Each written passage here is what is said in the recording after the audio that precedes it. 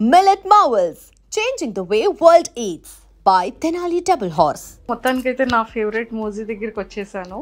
And ఇగోండి చూసారా making ఎలా ఉంటుంది ఏంటి అని. ముఖ్యంగా మా టీం వాళ్ళు నన్ను ఇక్కడికి పంపించేటప్పుడు మంజుష గారు అర్జెంటుగా మీరు కూడా అలా మాట్లాడడానికి, సో మీరు కూడా అలా కనిపించడానికి అవుతుందేమో అని అడిగారు. సార్ ఇదేంటి సార్ అంటే, వాళ్ళనైతే మనం ఇంటర్వ్యూ చేయొచ్చు, బేసిక్గా వాళ్ళు గ్రాఫిక్స్ సిస్టంలో అలా కదా వర్క్ చేస్తారు, నన్ను కూర్చోబెట్టి ఎలా చేస్తారు సార్ మోజీలాగా అని అడిగాను అనమాట. సో నాకు కూడా ఆ డౌట్ వచ్చింది. అండ్ మిగిలిన విషయాలు తర్వాత మాట్లాడుకుంటే, ఇక్కడ చూడండి మేకింగ్ ఎంత బ్యూటిఫుల్గా చేస్తున్నారో. సో నేనైతే ఈ సెటప్ ఈ కైండ్లో వర్కింగ్ స్టైల్ని నేను ఫస్ట్ టైం చూస్తున్నాను అనమాట. ఇప్పటివరకు నేను చూడలేదు, ఈవెన్ యూట్యూబ్లో కూడా నేను చూడలేదు. సో నా ఫేవరెట్ మహేష్ వచ్చాడు, మహేష్ ఉన్నాడు ఇందులో. బ్రో ఒకసారి మా ఫేవరెట్ మహేష్ని చూపించరా? అదిగోండి మా ఫ్రెండ్ మహేష్. అండ్ సో చాలా బాగా, అంటే ఈ మహేష్ని అండ్ వాడిని రెడీ చేస్తుంది మీరన్నమాట. అలా ఏం లేదండి, క్యారెక్టర్ డిజైనింగ్ ఉంటే దానికి తగ్గట్టు మేము డిజైన్ చేస్తాం యానిమేషన్. చూసారా వాళ్ళు మొత్తానికి కదా ఫైనల్గా మీరే కదా డిజైన్ చేస్తున్నారు. సో మీ దాంట్లో మీ బ్యాచ్లో ఎవరైనా మహేష్ ఉన్నారా? మా బ్యాచ్లో లేదండి. ఎవరు మహేష్ లేరు? మహేష్ క్యారెక్టర్ మామూలుగా ఫ్రెండ్లీగా అంటున్నారా? ఉన్నారా? ఓహో తన్ని తీసుకొచ్చి ఇక్కడ పెట్టారా? ఓకే, అందుకే కొంచెం సిమిలర్ హెయిర్ స్టైల్ ఉంది కదా. ఓ మై గాడ్, మరి ఇది అది నేను నా ఫ్రెండ్ మహేష్ అయినప్పుడు నేను అవుతాను కదా. కరెక్టే కదా, వ్యాలిడ్ పాయింటే. సో వీళ్ళిద్దరిది ఇక్కడ పెట్టారనమాట. సో మొత్తానికైతే ఇలా రెడీ చేస్తున్నారు. ఇది మిడిల్ క్లాస్ మంకీస్ అని రీసెంట్ గా కొత్త ఛానల్ స్టార్ట్ చేసాం అనమాట. సో ఇది 2D అనమాట, 2 డైమెన్షన్ లో వస్తుంది. ఫిల్మ్ ఇమోజీలో చూసేది 3D, సో ఇది 2D అనమాట. ఇది దాని మీద చాలా కష్టం. అంటే 3Dకి 2Dకి ఏంటి డిఫరెన్స్? ఇది ఏంటంటే ఫ్రేమ్ బై ఫ్రేమ్ చేసుకోవాలండి మనం. ఓకే, సో ఇప్పుడు ఒక సెకండ్ కి 25 ఫ్రేమ్స్ ఉంటాయి దీంట్లో. సో ఈచ్ ఫ్రేమ్ డిజైన్ చేస్తారు వీళ్ళు. సో అలా ఇప్పుడు ఒక ఎపిసోడ్ 7 minutes ఉందనుకోండి, 7 days పడుతుంది వీళ్ళకి చేయడానికి. 7 minutes చేయడానికి 7 days పడుతుంది అనమాట. అంటే 1 minute 1 day 1 day పడుతుంది. అంటే ఇక్కడ 7 minutes 50 seconds ఉంది అంటే 7.5 days అనమాట. ఈ ఎపిసోడ్ స్టార్ట్ చేసి 1 week అవుతుంది. ఈ ఎపిసోడ్ స్టార్ట్ చేసి. ఓకే, సో అలా డీటెయిల్డ్ గా ఫ్రేమ్ బై ఫ్రేమ్ ప్రతి క్యారెక్టర్ ని, అంటే ప్రతి అవయవం వీళ్ళు యానిమేట్ చేయాలన్నమాట. కళ్ళు, ముక్కు, ప్రతిదీ మీరు అక్కడ చూస్తున్నారు కదా, ఫస్ట్ అలా స్కెచ్ గీసుకుంటారు అనమాట. ఓకే, సో అది స్టోరీ బోర్డ్ అంటారు దీన్ని. సో అక్కడ దొరకదు, ప్లే చేయి స్టోరీ బోర్డు. సో అది రిమోట్ కార్ అనే ఎపిసోడ్ లో స్టోరీ బోర్డ్ అనమాట. ముందు అలాగా జస్ట్ మనకి ఎక్స్ప్రెషన్స్ ఏ ఉండాలి అని చెప్పి ఫ్రేమ్ బై ఫ్రేమ్ అలా స్టోరీ గీసుకుంటారు అనమాట, ఆడియోకి తగ్గట్టుగా. సో ఆ తర్వాత దీన్ని ఇక్కడ యానిమేట్ చేస్తారు వీళ్ళిద్దరు. ఓకే, అది. సో దీనికి స్పెసిఫిక్ గా ఏదైనా ఎడ్యుకేషన్ క్వాలిఫికేషన్స్ లేకపోతే ఖచ్చితంగా ఇందులో డిజైన్ చేసి ఉండే కోర్సెస్ ఏమైనా ఉంటుందా? ఖచ్చితంగా వీళ్ళందరూ ఏంటంటే ఈ యానిమేషన్ కోర్సెస్ చేసి వచ్చిన వాళ్ళే అన్నమాట. కంప్లీట్ గా యానిమేషన్ కోర్సెస్. ఓకే, సో అందులోనే స్టోరీ బోర్డ్ అవనివ్వండి, ఈ ఫ్రేమ్ బై ఫ్రేమ్ యానిమేషన్ అవ్వండి, వాళ్ళందరూ అందులో మాస్టర్స్ చేసి వచ్చిన వాళ్ళే. సూపర్. తన చేతికి ఇది ఉంది ఏంటి? అది బేసిక్ అది స్క్రీన్ మీద మన చెయ్యి అంటుకోకుండా స్మూత్ గా అవ్వడానికి అనమాట. తన క్యారెక్టర్స్ డిజైన్ చేస్తున్నాడు అక్కడ. సో అది ఆ స్క్రీన్ కి మన తడి ఉంది అనుకోండి, అంటుకోకుండా స్మూత్ గా పెన్ ఫ్లో ఉండడానికి. ఓకే, సో ఇది ఏంటి చాలా డిఫరెంట్ గా ఉంది పెన్. అది బేసిక్ గా డిపి ప్యాడ్ అంటారు, డిజిటల్ ప్యాడ్ అంటారు దానికి. దానికి స్టెన్సిల్ ఇది. ఓకే, మన పెన్సిల్ ఎలాగో కానీ ఇక్కడ 2 buttons ఉన్నాయి. అదే మౌస్ క్లిక్స్. ఓ ఈ 2 కూడా మౌస్ లాగా. సో బేసిక్ గా చూసారు కదా, సో డిజిటల్ ప్యాడ్ కి ఇది పెన్ అన్నమాట. ఈ పెన్ కి కూడా మౌస్, అంటే మనం లైక్ ఏదైనా మూవ్ చేయడానికి చేతితో పట్టుకునే మౌస్ లాగా ఇది pen mouse. So pen mouse అన్నమాట. సో మనం దీంతో వర్క్ చేయొచ్చు, డ్రా చేయొచ్చు, మౌస్ తో మూవ్ చేయొచ్చు. మొత్తం సిస్టమ్ కంట్రోల్ అంతా ఉంటుంది ఆ పెన్ లో. సిస్టమ్ కంట్రోల్ అంతా ఈ ఒక్క పెన్ లో ఉంది, చూసారా? సూపర్. సో ఇది మొత్తం సిస్టమ్ కి ఇలాగా డైరెక్ట్ చేసేసుకొని ఇంకా కీబోర్డ్ తో ఆపరేట్ చేయాలి. అండ్ ఒకటేమో ఐ పెట్టాలి, ఇంకొకటి మైండ్ పెట్టాలి. 2 hands తో వర్క్ చేయాలి కదా బ్రో? చాలా పెద్ద టాస్క్ కదా. చిన్న వయసులోనే పెద్ద బాధ్యత తీసుకున్నాడు. నీ ఏజ్ ఎంత? 21 కి ఫిల్మీ మోజిన్ మోస్తున్నాడు.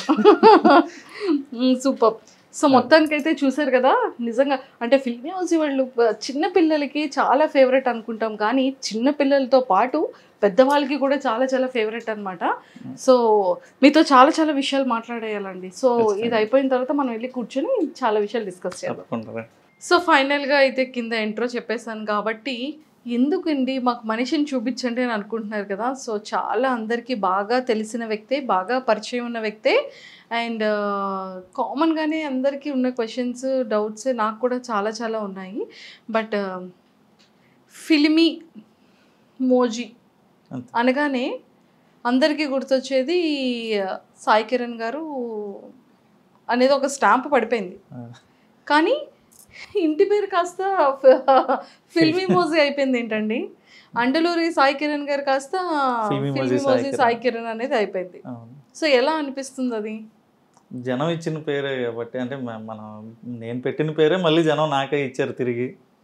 హ్యాపీ అంటారు. కానీ ఒక్క డౌట్ ఏంటి అంటే ఈ వాయిస్ చెప్తూ ఉంటారు కదా, ఆ వాయిస్ మీదేనా అండి? ఏది ఒక 3-4 లైన్స్ నాకు ఆ వాయిస్తో చెప్పరా ప్లీజ్?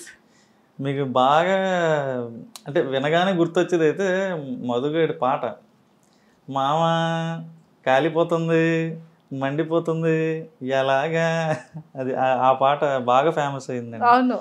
అదొక నేను ఎవరైనా గుర్తు రాకపోయినా సరే నేను ఒక పాట పాడితే గుర్తు అదా గుర్తొస్తుంది అనమాట.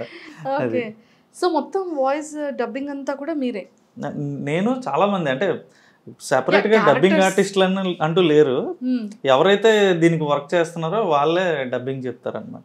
ఓకే. మరి ఫీమేల్ ఇప్పుడు నా వైఫ్ ఉంది ఐశ్వర్య, అలాగే కార్తీక్ అన్న వైఫ్ ఉన్నారు స్వాతి వదిన, వాళ్ళే అటు ఇటు మాడ్యులేషన్ మార్చి మళ్ళీ కార్తీక్ అని వాళ్ళ ఇంట్లో లేడీస్ అందరూ డబ్బింగ్ చెప్తారు.